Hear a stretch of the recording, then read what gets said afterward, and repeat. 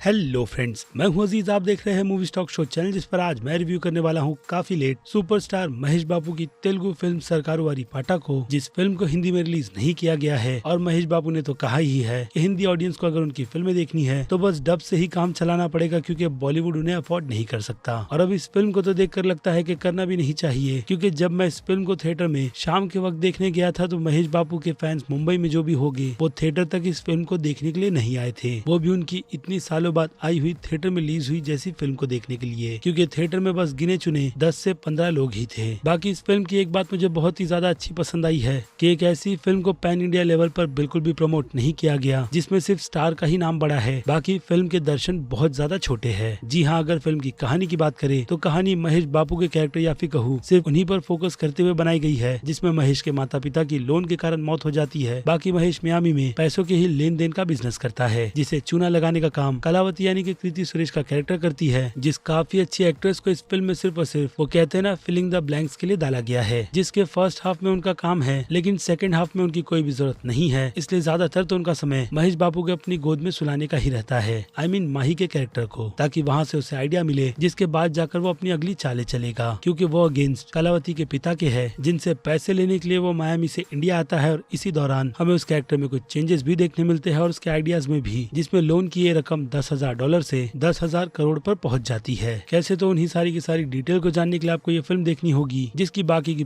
पूरी सिचुएशन यानी कि फिल्म का सेकंड हाफ फर्स्ट हाफ के मुकाबले में आपको बोर करेगा। बाद में महेश बाबू की अमिताभ बच्चन की जैसी खड़े होकर देने की स्पीच, जो कि सोशल मैसेज का काम करती है, जिस आइडिया को वो अब भी ऐसे ही फॉलो करते हुए आगे और कितनी फिल्मों में दिखाएंगे उसका तो मुझे कोई भी पता नहीं, क्योंकि अगर ईमानदारी से देखा जाए तो फिल्म का टॉपिक बहुत ही ज्यादा इंटरेस्टिंग और काफी ज्यादा अच्छा बनाया जा सकता था, बट अनफॉर्चुनेट इस फिल्म को वो ट्रीटमेंट बिल्कुल भी नहीं मिली, क्योंकि यहाँ पर मेकर्स के दिमाग में इस फिल्म को मास ऑडियंस के लेवल पर ही बनाने की थी, पर उसमें भी ये फिल्म फेल हुई है, जिसका पता आपको खुद फिल्म देखकर चल जाएगा। यानी कि ये फिल्म महेश बाबू के डाई हार्ड फैंस के लिए है, बाकी दूसरी ऑडियंस इस फिल्म से उतना रिलेट नहीं कर पाएगी, बट फिर भी उनकी नजर में ये फिल्म एक काफी रेयरली देखे जाने वाली वन टाइम वॉच जैसी फिल्म मानी जा सकती है। लेकिन मेरे हिसाब से थिएटर में नहीं बल्कि घर पर, क्योंकि थिएटर में इस फिल्म ने मुझे किसी भी तरीके की वैसी फीलिंग नहीं दी है कि मैं आपको बहुत ही ज्यादा हाईली रिकमेंड करूँ कि आप जाकर इस फिल्म को थिएटर में देखो। बाकी बात रही फिल्म की फाइटिंग की, तो कुछ फाइटिंग अच्छी है और कुछ का सत्यानाश फिल्म के बीजीएम ने किया है, जो चीज आपको थिएटर में बहुत ही अच्छी तरीके से फील होती है। यानी कि यहाँ पर एडिटर साहब की तरफ से फिल्म की लेंथ को बढ़ा रखकर 2.5 घंटे का जो बर्बाद किया गया है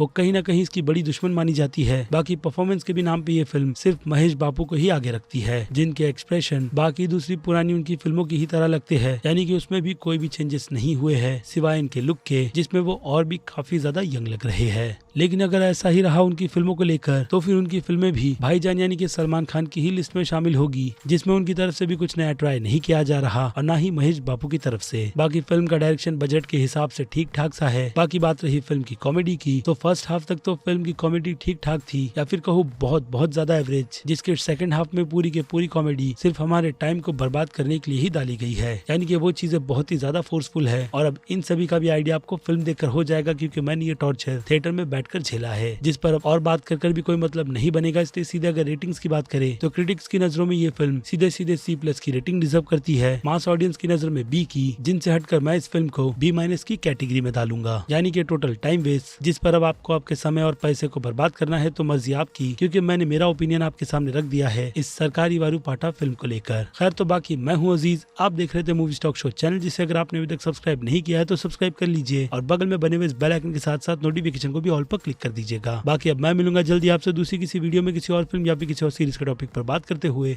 तब तक के लिए आप मेरे चैनल के बाकी दूसरे वीडियोस को भी एंजॉय कीजिए और टिल देन बाय।